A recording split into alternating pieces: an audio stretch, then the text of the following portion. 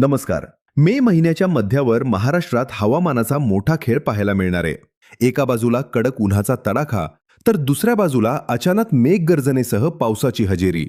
काही भागांमध्ये वादळी वारे, विजांचा कडकडाट आणि प्री मॉन्सून पावसाचा अंदाज हवामान विभागानं दिला आहे. तर नेमका संपूर्ण मे महिना कसा जाणार? कोणत्या भागात कधी पाऊस पडणार?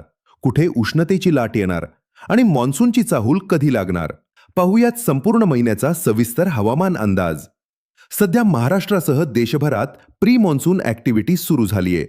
भारतीय हवामान विभागानुसार मे महिन्यात राज्यात सरासरीपेक्षा जास्त पावसाची शक्यता आहे. मात्र त्याच वेळी उष्णतेच्या लाटांचाही धोका कायम राहणार आहे.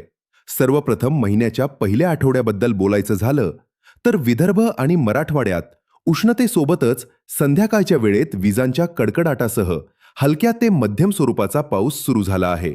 नागपूर, चंद्रपूर, यवतमाळ, गडचिरोली, अमरावती आणि वर्धा या भागांमध्ये ढगाळ वातावरण आणि वादळी वाऱ्यांची शक्यता कायम राहणार आहे. काही भागात धुळीचे वादळही पाहायला मिळू शकतात. मराठवाड्यातील लातूर, धाराशिव, बीड, नांदेड आणि हिंगोली जिल्ह्यांमध्ये मेघगर्जनेसह पावसाचा अंदाज आहे. हवामान विभागानं काही जिल्ह्यांसाठी येल्लो अलर्टही जारी केला आहे. आता महिन्याच्या दुसऱ्या आठवड्याकडे पाहिलं तर 10 मे ते 15 मे दरम्यान राज्यातील हवामानात मोठे बदल होण्याची शक्यता आहे. पुणे, सातारा, सांगली, कोल्हापूर आणि घाटमाथ्याच्या भागांमध्ये दुपारनंतर ढगाळ वातावरण तयार होईल आणि काही भागांमध्ये वादळी पाऊस पडू शकतो. कोकणात रत्नागिरी, सिंधुदुर्ग आणि रायगड भागातही हलक्या पावसाच्या सरींचा अंदाज आहे. मात्र मुंबई, ठाणे, पालघर आणि उत्तर कोकणात उकाडा कायम राहण्याची शक्यता आहे.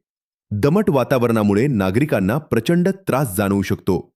काही दिवस तापमान 37 ते 39 अंशांदरम्यान राहू शकतं. तिसऱ्या आठवड्यात म्हणजे 16 मे ते 22 मे दरम्यान प्री मॉन्सून ॲक्टिव्हिटी आणखी वाढण्याची शक्यता हवामान विभागानं व्यक्त केली आहे.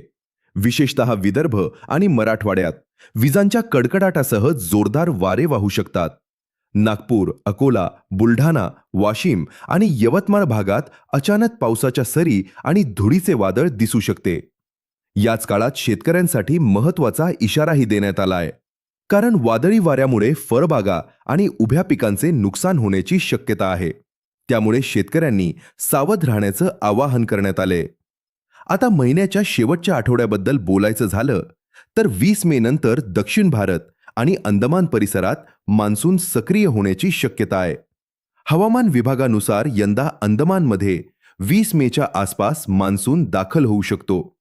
त्यानंतर केरळ मार्गे पुढे सरकत जूनच्या पहिल्या आठवड्यात महाराष्ट्रात मान्सूनची चाहूल लागू शकते. मे महिन्याच्या अखेरीस कोकण, पश्चिम महाराष्ट्र आणि घाटमाथा भागात प्री मॉन्सून पावसाचा जोर वाढण्याची शक्यता आहे. पुणे जिल्ह्याच्या घाट परिसरात तसेच सातारा आणि कोल्हापूर भागात अधूनमधून पाऊस पडू शकतो. मात्र शहर भागात उष्णता कायम राहण्याची शक्यता हवामान विभागानं वर्तवली आहे. एकूणच पाहिलं तर मे महिना महाराष्ट्रासाठी मिश्र हवामान घेऊन येणार आहे. दिवसाढवळ्या कडक ऊन आणि संध्याकाळी वादळी पाऊस असा बदलता वातावरणाचा अनुभव नागरिकांना मिळणार आहे. विदर्भात उष्णतेचा सर्वाधिक तडाखा जाणवेल, तर मराठवाडा आणि पश्चिम महाराष्ट्रात मेघगर्जनेसह पावसाची शक्यता जास्त असेल. त्यामुळे नागरिकांनी उष्माघातापासून बचावासाठी काळजी घ्यावी. दुपारच्या उन्हात बाहेर पडणं टाळावं आणि हवामान विभागाच्या सूचनांकडे लक्ष द्यावं. शेतकऱ्यांनीही वादळी पाऊस आणि विजांच्या पार्श्वभूमीवर योग्य खबरदारी घेणं आवश्यक आहे. तर असा असणार आहे महाराष्ट्राचा संपूर्ण मे महिन्याचा हवामान अंदाज. पुढील काही दिवसात हवामानात आणखी मोठे बदल होण्याची शक्यता असून प्री मॉन्सून पावसाचा जोर वाढताना दिसू शकतो.